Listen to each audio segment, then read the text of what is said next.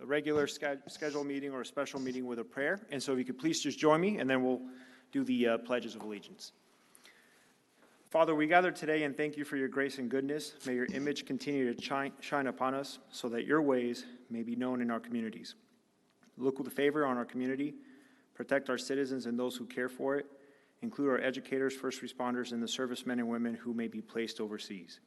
Lord, give us a heart of wisdom. May your wisdom provide us creative thought and solutions to the problems we face.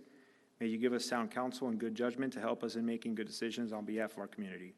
We ask for all these things in your name, our Lord and Savior, Jesus Christ. Amen. If you can please join me for the pledge. Pledge allegiance to the flag of the United States of America and to the republic for which it stands, one nation, under God, indivisible, with liberty and justice for all. Honor the Texas flag. I pledge allegiance to thee, Texas, one state, under God, one and indivisible. All righty, thank you. Item B is a new business item, which is what we're here for today. It is a public hearing, and that is to consider an appeal to the City of Keller Code of Ordinances, Article 9, sex offender residency restrictions requested by Mr. Vernon Lee, and that is to establish a permanent residence within 1,000 feet of a child safety zone located at 565 Bancroft Road here in the City of Keller. And so for purposes of tonight, what we'll do is we'll let the Mr. Lee, who is the petitioner in this case, present his case first, and then we will have for Chief Fortune provide some language and maybe answer some questions from council, and then we will then at that point have a public hearing portion. So with that, Mr. Lee, if you're here, please come up, state your name, residence for the record, and if there are any members of the public that wish to speak under this item, if you don't mind, if you can make your way in between now and then to the city secretary, there is a form that needs to be signed. That way we have that in the record. All right? Okay, Mr. Lee. All right, thank you. Thank you, sir. So my name is Vernon Lee. I currently reside with my parents at their house while we're going through this appeal process. So the situation is, I've already spelled it out in the application for y'all. In October, my parole situation was reviewed, and the address was approved, and everything was given the green light. I got paroled to the address, and when I called the city to register as a sex offender, which I'm required to do, which I have done previously, I did back in 2017. So as part of my plea agreement, when this whole thing first came to a head, I had 30 days to sell my house and so on. So during that 30-day time period, I was on basically parole or probation. So during that time frame, there was no issues with the address. I registered and did everything I was supposed to do. And then at the end of that 30 days, voluntarily turned myself into the court and went to prison. And that was that. So, I'm here now. I got parole. My parents and I, we've lived in that house since 1983 when my parents built it. I grew up there, and we were kind of blindsided by this whole situation, I don't have another address to go to. I have nowhere else to go currently. I've secured employment. I'm just trying to go through the paces, try to put my life back together. I totally understand with all of y'all. I totally relate with all of y'all that are worried. When I bought a house, I bought a decent house in Burleson, and I pulled up the map, and I got real worried too, because there were a few sex offenders living near us. And I got real mad. I get it. I really do. But, this is the situation as it stands. I don't know what else to do. I'm just asking for a shot. That's it. Okay. Thank you, sir. And do you intend on having anybody else speak at this point in time? No, I don't. Okay. Thank you. All righty. Thank you, sir. Chief Fortune.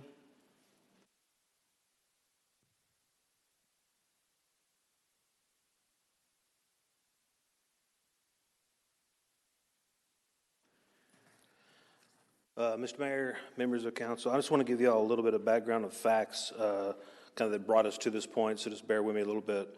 So as Mr. Lee mentioned, so back in 2016, it was reported that there was an offense that occurred on both July 27th and 28th. The first one was an aggravated sexual assault of a child, which is a first-degree felony. The second was indecency with a child by contact, which is a second-degree felony. Both of those offenses occurred at 152 Hillside in Burleson, Texas. That's in Johnson County. That's where Mr. Lee resided. So he then, when it was reported to Johnson County, he turned himself in.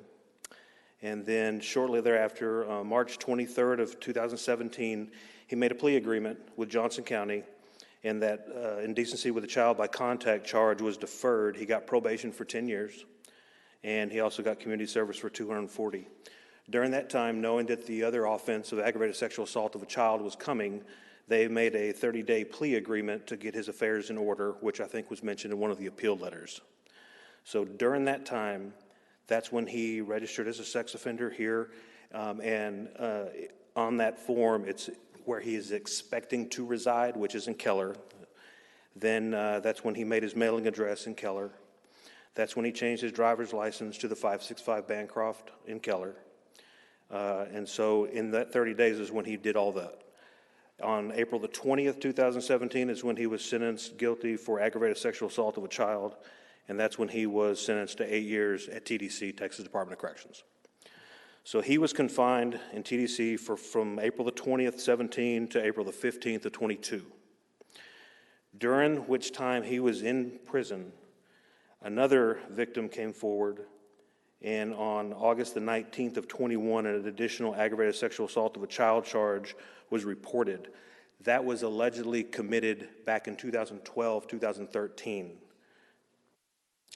That also was supposedly occurred in Burleson at the 152 Hillside Drive back in 2012. So both the 2012 and 2016 offenses both happened in Burleson where he lived.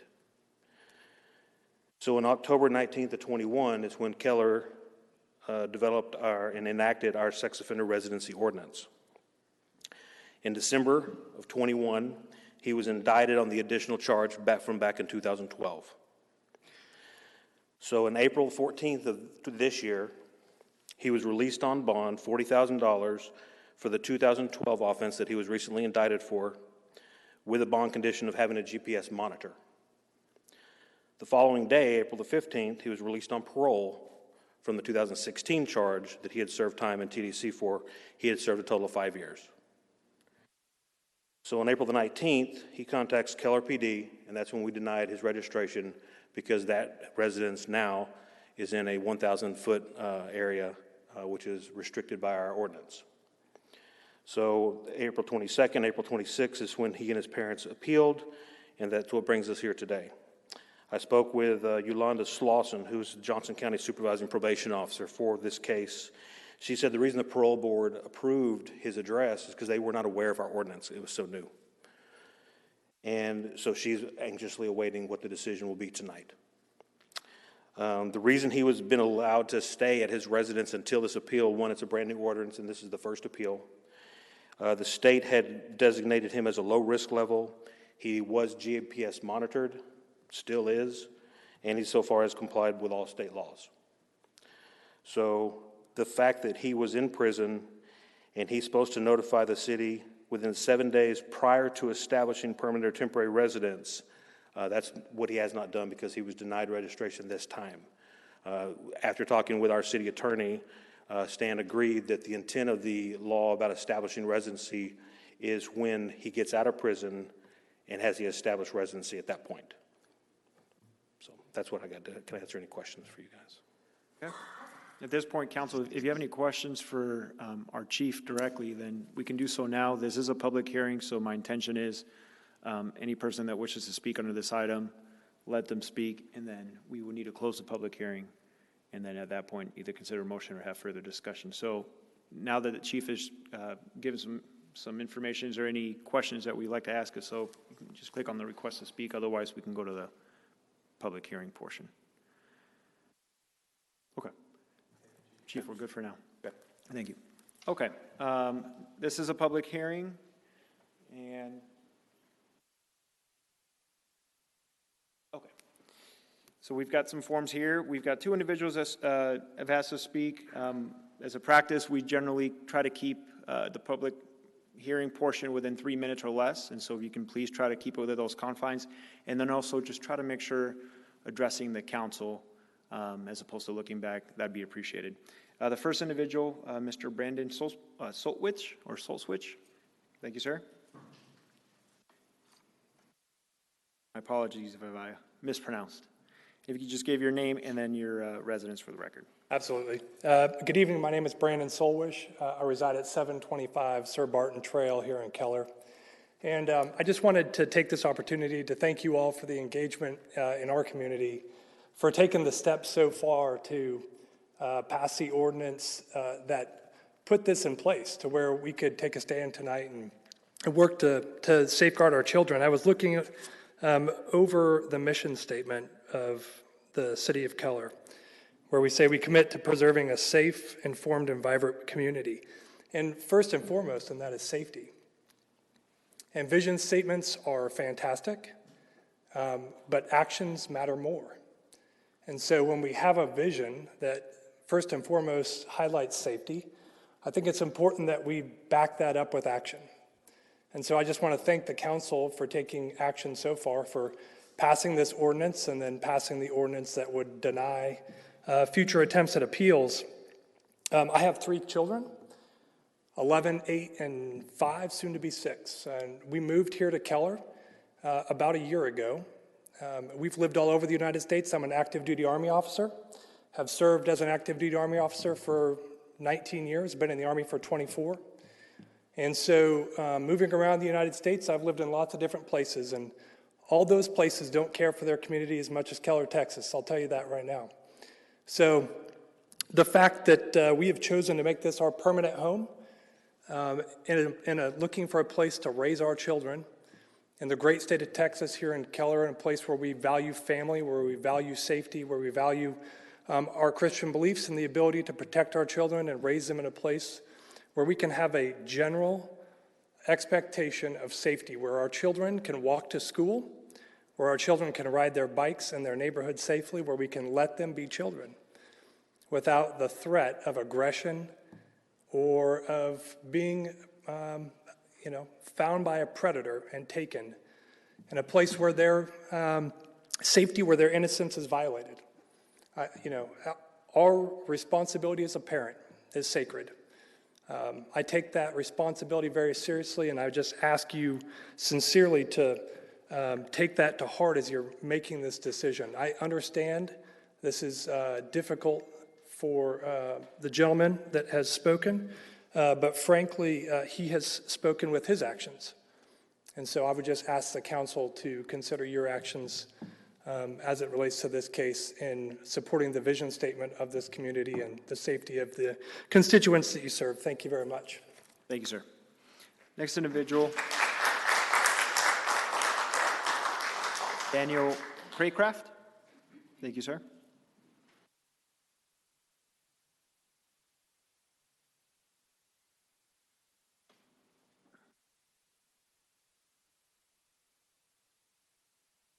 Good evening, Council, Mayor, City Manager.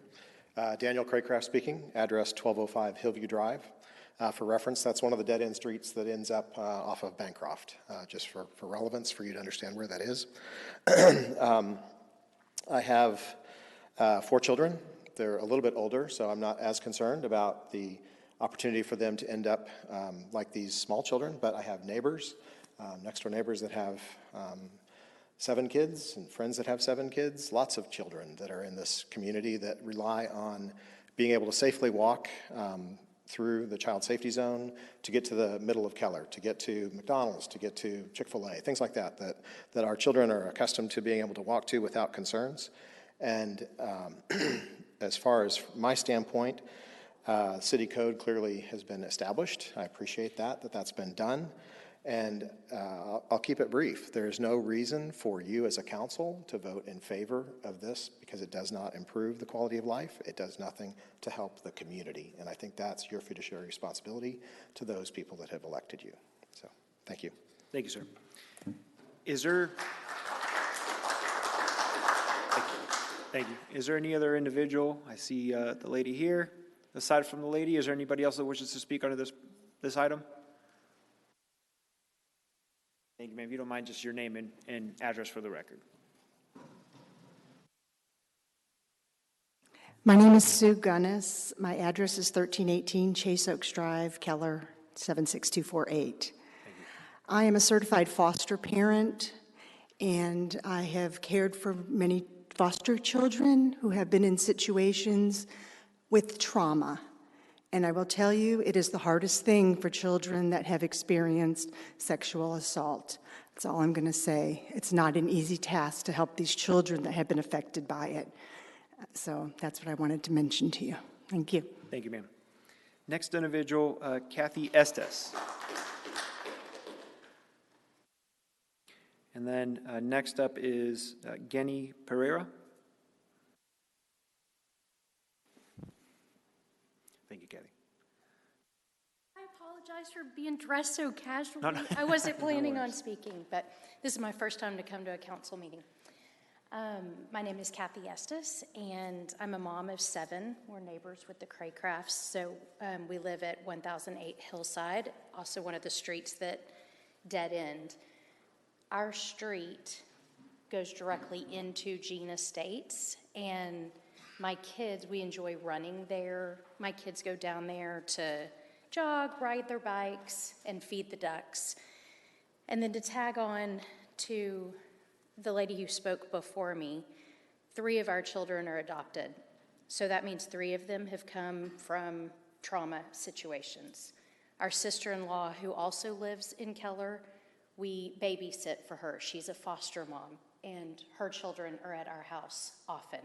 And our street, it's kind of like Mayberry, or actually several streets, where people actually come to our house and say, "This is like Mayberry. How did you find this place?"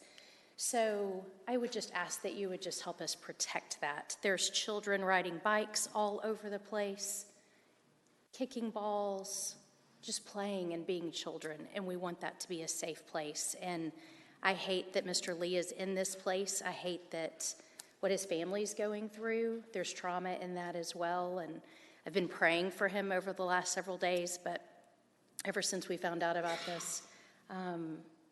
But I just, as hard as that situation is, we can't have additional trauma to children. So thank you for hearing us. Thank you, ma'am. Okay, so we've got Genny, and then Mr. Kobe Brown, you'll be next.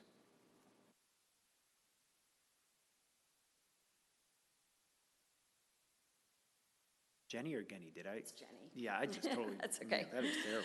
My name is Jenny Pereira. I live at 1209 Hillview Drive, so I live one street over. From there, I have 7 children as well. We, like everyone has said so far, our kids walk all the time from our street onto Bancroft and then onto the next streets. They all play together.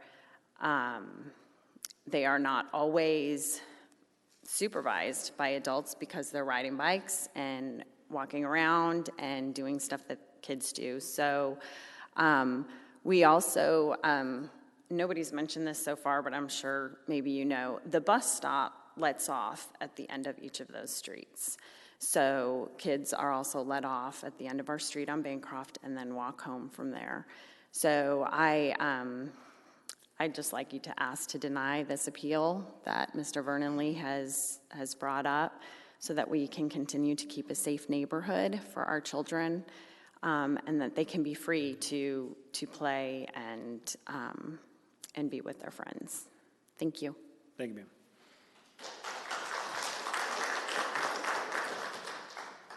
Okay, Mr. Brown?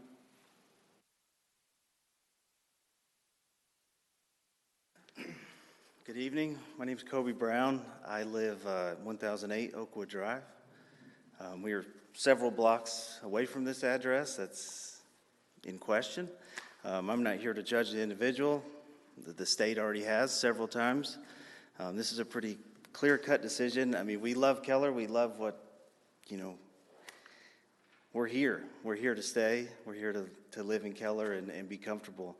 But this can't be a exemption for one person. We need to stick to the plan and keep this out of Keller across town or across, the other side of the high school. It can't just happen once. This needs to be, we fully support and hope that this appeal is determined for the future of Keller. Our kids are here to grow up, to live. We need to give them a shot. Thank you very much. Thank you, sir. Last one I have here is Ms. Jess Hamilton. That's right. Any other speakers or Mr. Jess Hamilton?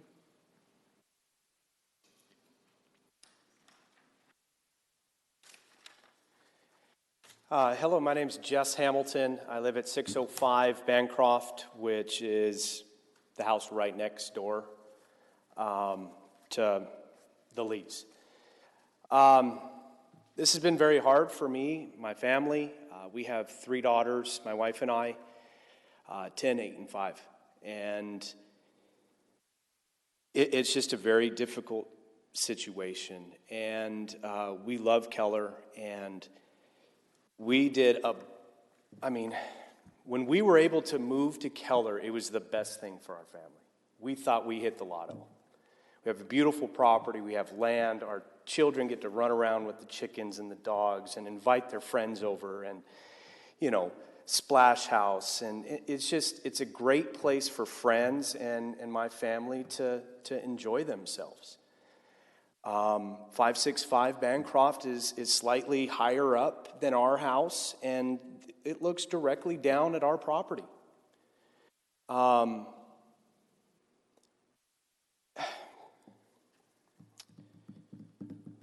just think we need to allow our children to be children and enjoy every second and not have to worry, and just hang out, play with their friends. And it's just very hard for us because if something would go the wrong way here, we can't invite friends over. I have to protect my family, but also protect the community. So I just ask you guys to please deny this. Keep our community and our children safe. Thank you. Thank you, sir.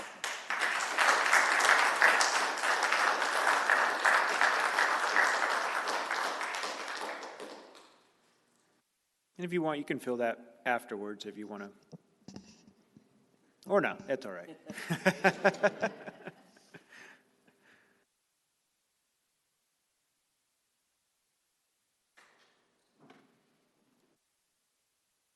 Thank you, ma'am.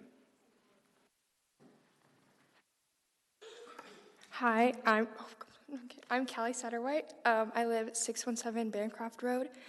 It is pretty much right directly next to them. Their house looks right down on ours, and I shouldn't have to feel like scared, like walking home from school or like getting out of my car to like go inside the house. I shouldn't feel like scared bringing my friends over.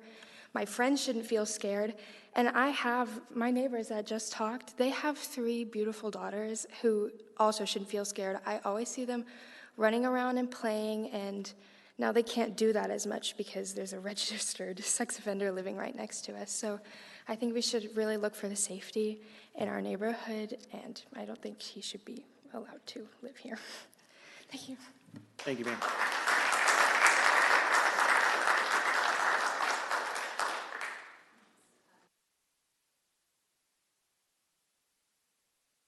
Hi, I'm Jill Paul. I'm at 1216 Johnson Road, and my kids go to Keller Harville Elementary, which is close to Bancroft. That's where we come home. These are friends of ours.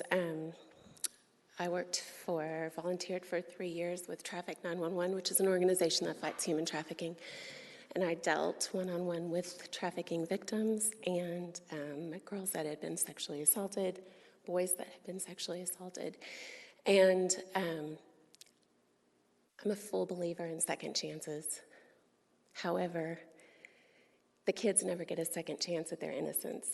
They never get a second chance. They can never go back and have what happened to them undone.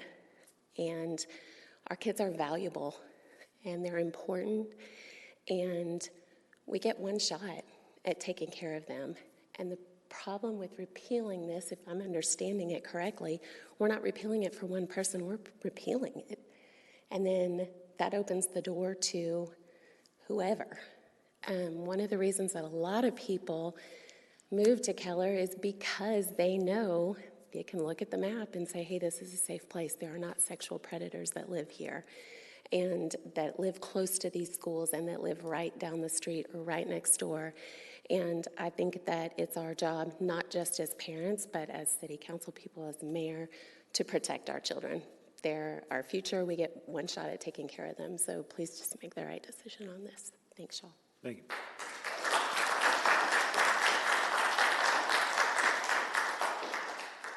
Is there any other individual that wishes to speak under this portion? Okay, if not, we'll recognize a motion to close the public hearing. Mayor Pro Tem? Thank you, Mayor. I motion that we close the public hearing to item 1. Thank you, sir. Councilman Dubberly? I second. Thank you, sir. Can we get a vote?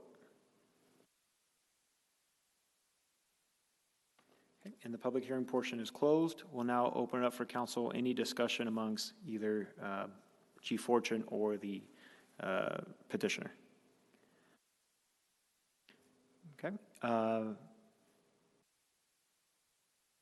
Councilman Dubberly? Yes, I move to deny the appeal on item B1. Okay. Councilman McMullen? Second. Okay. Is there any additional discussion before we vote? Councilman Green? Thank you, Mr. Mayor. Chief Fortune, I had one question. If this motion to deny the appeal is upheld, what is the time frame that applies to Mr. Lee? Yes, sir. So Code of Criminal Procedures talks about they have 7 days to register whether they go to a new city. They have 7 days to notify folks, or if they move, they have regardless of 7 days. 7 days. Yep. That's 7 days to vacate this property. Well, if you appeal the hearing, then he never was successfully registered here once he got out of prison. So his registration was denied. So every day that he stays there, it's an individual offense each day. Okay. So he has 7 days to register to a new municipality, but every day he remains here is a separate offense. Understood.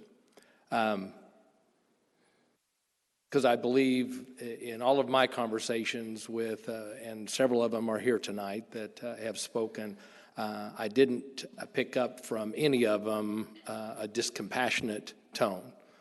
Everybody is compassionate about the situation, but very adamant about what the desires are. Yes. So that troubles me a little bit in that we place him in a position where he's stated he doesn't have a place to go. So it concerns me, but I understand. Thank you. That's the only question I had. Sure. Mayor Pro Tem? Thank you, Mayor. Chief, following up on Councilman Green's question, you said that each day that Mr. Lee was in the home was an offense. And can you describe for us and the public how long is it going to, let's just assume that there is a denial of this tonight. How long before Mr. Lee is no longer at that residence? So if he's denied the appeal tonight, if he stays in the residence tomorrow, that's against our ordinance, and he's not registered. So tomorrow I'm going to be notifying the probation officer in Johnson County of the result, and then it'll be up to him as if he was just getting out of prison to go find residency wherever he was going to go, and determine and then register in that jurisdiction. And so for every day he stays here, he's susceptible to having an offense every day. So, but what does that mean to the general public in timeline for him to be out of that residence and into a residence that he's allowed to be in? Technically tomorrow. If he's appealed tonight, he's technically tomorrow. Okay. And is there, when would the city of Keller step in and arrest the individual, something along those lines? Or is there any timeline for that? So I don't necessarily know if this is the forum for determining when we're going to make arrests. Okay. But for right now, we would follow up with him tomorrow to see if there's compliance, and then we would go from there. Gotcha. Okay. Yes. All right. Thank you, Chief. Yes. Councilwoman Juarez? Yes, Chief. Is the City of Keller able to assist Mr. Lee with talking to Johnson County about halfway houses or some other facilities that he could potentially go to? I have not ever entered that. You know, my role is enforcement here in Keller. That's what the probation officer, and that's what he has probation officers assigned to him and supervisors who are assigned to them to help them in those endeavors when they get out of prison, to try to help find locations that are, because like I said, the parole board thought they weren't aware of our ordinance. That's why they approved for him to come back here. And so they will be looking to help find him residency that's within the law. So bottom line, it would turn back to the probation officer? It would turn back to them. Yes, We're not yep, going to be okay. involved in that, ma'am. Okay. And just to confirm one statement that was made, for folks that may be watching in, assuming that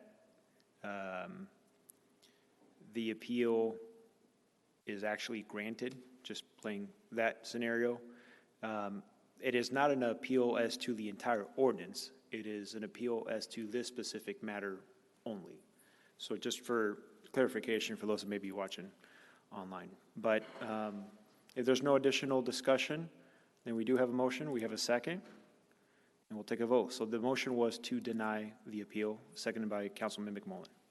We'll take a vote. Okay, and that appeal is denied, 7-0. At that point in time, we'll just need a motion to adjourn. Councilman Green. So moved. Thank you. Councilman Beverly. Second. All right. We'll take a vote. And we're adjourned.